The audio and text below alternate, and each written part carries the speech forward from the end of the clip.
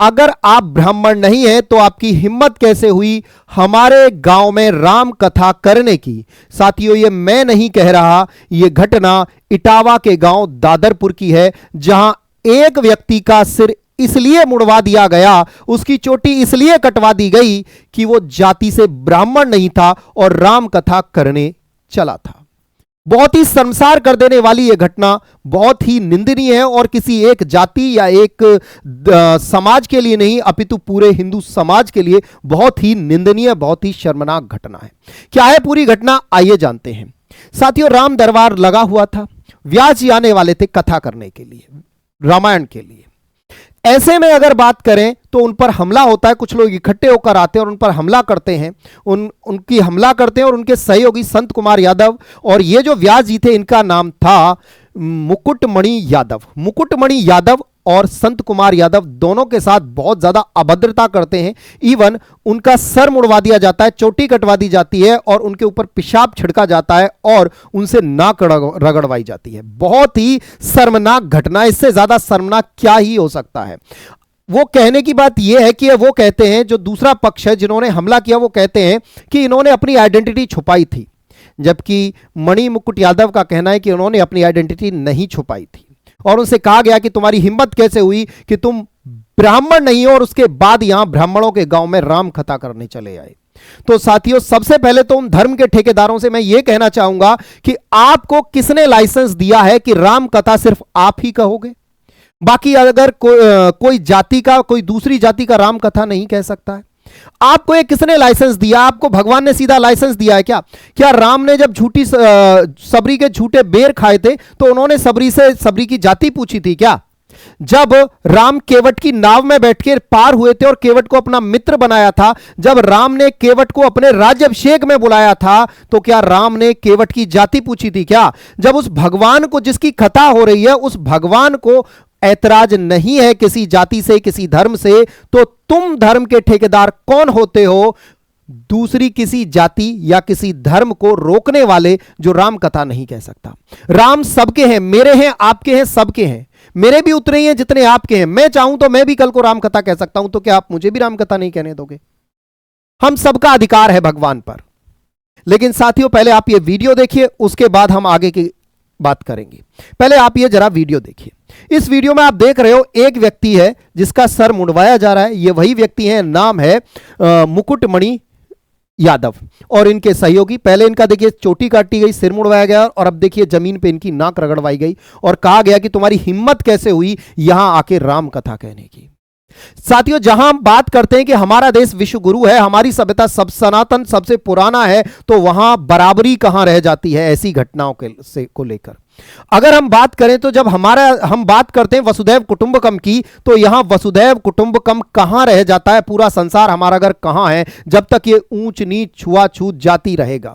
देखिए, अगर कुछ धर्म के ठेकेदार ऐसे देश को जातियों में बांटेंगे, ऐसे धर्म को जातियों में बांटेंगे, तो एक दिन स्वाभाविक है धर्म का नाश होना तय है। अगर हम जातियों में बटेंगे तो फिर क्यों ये घटनाएं बार बार आती हैं? तो और ऐसे काम करके आप अपने धर्म को प्रोटेक्ट नहीं कर रहे हो। इस तरह की घटनाओं को अंजाम देकर आप धर्म को प्रोटेक्ट नहीं कर रहे हो, अपितु धर्म का नाश कर रहे हो, धर्म को नाश की ओर ले जा रहे हो। यहां आप देख सकते हो, तो बहुत ही शर्मसार घटना है जिन भी लोगों ने किया है। और बड़ी बात यह है, यहां पर जितने भी लोग थे वो सब हंस रहे थे, तालियां बजा रहे थे। किसी ने यह नहीं कहा भाई ये क्यों कर रहे हो। अगर इन्होंने आइडेंटिटी छुपाई भी थी तो उसके लिए कानून है, संविधान है, आप रिपोर्ट करिए, थाने में जाइए, बहुत सारी चीजें हैं। इसका मतलब यह नहीं है कि अगर आप इस तरह से बर्बरता करेंगे, इस तरह से जानवरों जैसा सलूक करोगे।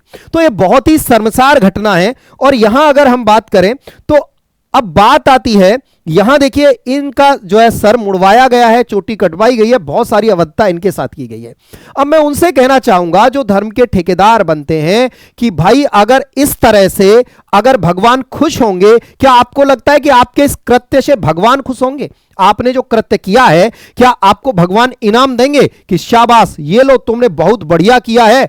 कभी जब आप इस पृथ्वी लोक से और जब उस मृत्यु लोक में जाइएगा तो पूछिएगा कि भगवान मैंने ऐसे ऐसे किया था, तो क्या मैंने सही किया? क्या आपको इसका आंसर सही मिलेगा? सोचने वाली बात है। दूसरा, मैं उन लोगों से भी, बहुत सारे हमारे समाज में बहुत अच्छे लोग भी हैं जो लगातार जातियों में ना बंटें इसका प्रचार प्रसार करते आपको नजर आएंगे, दिखता भी है। तो मैं अब उनसे कहना चाहूंगा कि आप इस बात पर क्या टिप्पणी करेंगे, इस घटना पर आप क्या टिप्पणी करेंगे। गिरफ्तारियां हो रही हैं, बहुत सारे जो दोषी हैं उनको गिरफ्तार किया गया है, इन्होंने मामला पुलिस में दर्ज कराया है, लेकिन क्या केवल गिरफ्तार होने से यह जो भेदभाव है, जातिपात है, जातिवाद का जो भेदभाव है, क्या वो मिट जाएगा? नहीं। जरूरत है जब तक हमारे मन से, हमारे मन के अंदर यह जातिवाद नाम का जो वृक्ष है, जब तक हम इसे उखाड़ कर नहीं फेंकेंगे, तब तक यह जातिवाद नहीं मिट सकता, यह ऊंच नीच का फर्क नहीं मिट सकता। तब तक भारत एक, मैं बात करूं तो जो हमारा धर्म है वो सर्वोपरि नहीं हो सकता। तब तक हम वसुधैव कुटुंबकम, विश्व गुरु, ये ऐसे शब्दों की केवल और केवल कल्पना कर सकते हैं। तब तक हम ऐसे इन शब्दों को वास्तविक जीवन में क्या होते हैं ये उनका सुख या उनकी अनुभूति नहीं कर सकते हैं। अगर हम बात करें फिर तो हमें ये बातें किताबों में देखने लायक ही लगती हैं। वसुधैव कुटुंबकम की बात करते हैं, हम विश्वगुरु की बात करते हैं, सब समान है, तो फिर या तो किसी राजनेता के ऐसा भाषण में बोलते हुए माना जाता है या फिर किताबों में लिखा हुआ देखा जाता है, किसी राजनेता को भाषण में बोलते हुए देखा जाता है।